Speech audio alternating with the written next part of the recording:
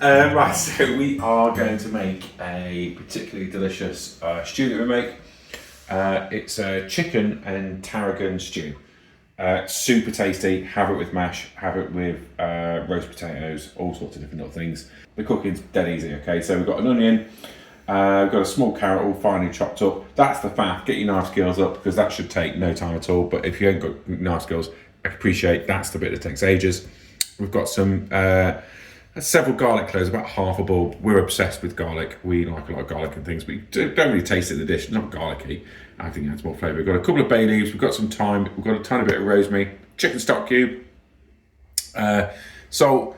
Chicken thighs, because what we're going to do is we're going to proper brown these bad boys, and that adds lots of little flavour. Some double cream. What's not in shot is some white wine, that de-alkalised white wine that we use. So we're going to pop that in just to deglaze the chicken at the end. About 3 tablespoons of flour. You see that is in a spoon. That is about 3 tablespoons if you looked at the measurement bit. But the curveball of it is dried tarragon. You don't need to use fresh tarragon. I don't use fresh dried herbs at all. Tend to use all fresh. But tarragon is one of the herbs you can definitely use dried. So we're going to use that to finish it with, and that's going to be our stew. So we're going to put our butter in with some olive oil. You'll find a lot of recipes and stuff, they try and overcomplicate things. The whole point about cooking at home is that you're just basically going to whack it all in, making it nice and quick and easy. And if you can do it as badly as I've just done it there, because I would never do it like that, you just end up splashing it all over your cooker. But that's what we're after, okay? So you're going to stick it all in at once. I'll say, fry up your onions. So fry up your onions first. You've got to fry this, that, and then basically you don't need to. Whack it all in. You're going to just gently fry it off. It's gentle, this one, okay? We're going to have some sticks of thyme in there. These bits of thyme. Take them out when you're eating. Don't have to faff around with the whole kind of like chefy taking off the herbs or whatever like that. And the little leaves of the thyme. You don't need to do that. Same with the rosemary.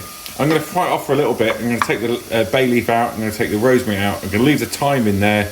But when you eat it, you just don't bother eating those bits, basically. So we're going to cook that for about, 10 minutes or so. Just let that all soften up. If we're in any other scenario, this extractor fan would be right on, okay? Because this is going to create quite a lot of like smoke and stuff like that. But you won't be able to hear anything, so we're going to keep the extractor fan off. The kids, well, they're all asleep upstairs, so if they come trotting through, I've woken them up from the frying of the chicken, basically. So, the oil nice and hot. There's the frying. They say don't overload your pan. You actually can. What we're after is just brown in flavours. Probably stick it on. Put it on. We're going to do this though in 2 batches. So I'm going to put this in here, okay? It's frying away. I ain't touching it. I'm not jabbing it in it. I'm not stirring it around. I'm leaving it here and getting that brown and juices going. Don't? No. So leave that for a bit. The extractor fan's going on because it's going to wake everyone up and it's going to be a nightmare even if we do this. So extractor fan goes on, and then what I'll do, I'll Are you filming it? Yep. When I say the word can't be in it. So. The first bit can. You just edit that bit out. Okay, bit of that. Do I use the chicken stock in the freezer, or do I use the chicken stock in the freezer for the ramen? The ramen. Okay. So you ready? Yep. Let's do this. Okay, so what we've just done is I have fried off the chicken thighs, done 2 batches of that. The liquid you see in there, that's from the wine, so you can use real wine or we use de-alkalised wine. I've not reduced that. It's like basically cooked through, and obviously if you're using wine, you need to take off that alcohol flavour by just cooking through a little bit more. But that's what we're left with just there. And here is our onions, garlic, and onions, carrots, and garlic. It's a long day, and it's like nearly 10 o'clock at night. Garlic as well. Yeah, and so that's all been fried off. So I've not done anything separate, I've just whacked it all in. Now, the herbs that we've got in here, they are done. We don't need to use them anymore. So we're going to take out the rosemary, and we're going to take out the bay leaf as well. But I'm going to leave in all these thyme bits as well, so that when you're eating it, you just take it out, basically.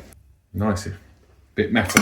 Okay, so what we're going to do, right, I put aside this spoonful of flour.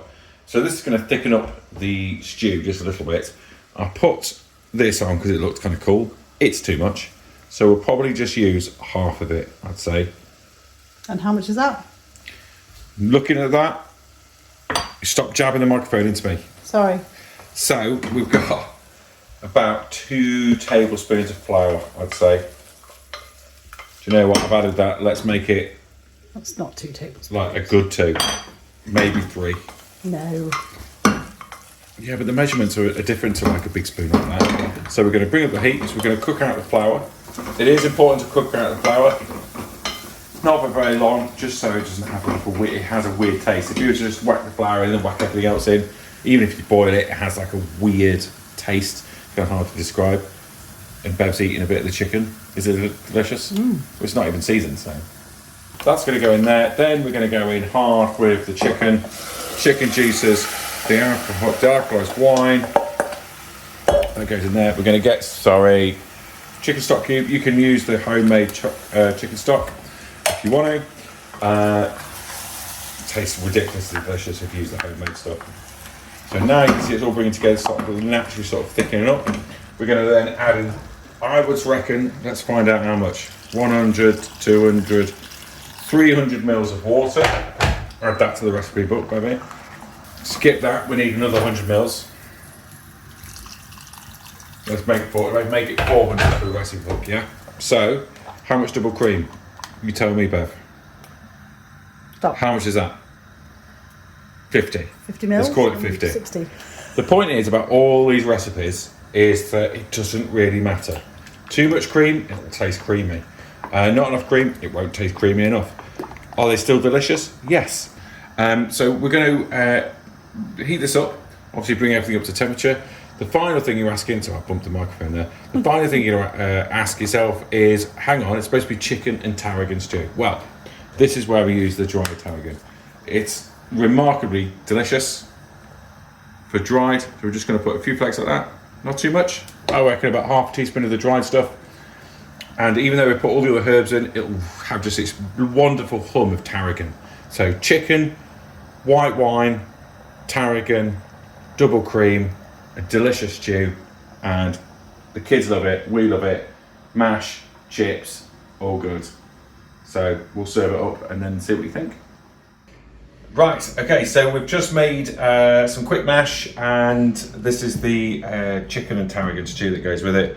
And we're about to have this for our family meal. I'm surrounded by my loving and adorable family, who for some reason are all fairly miserable. Look at this guy. I'm starving. Who's starving? Everyone's starving. Do me. Do me, do me. Do me, do me, do me. And then we're going to have Finder's creme brulees as well. But this is it, chicken and tarragon stew, family meal with Cook With Us. Do. Very good. Do you want to zoom in? Get in there then.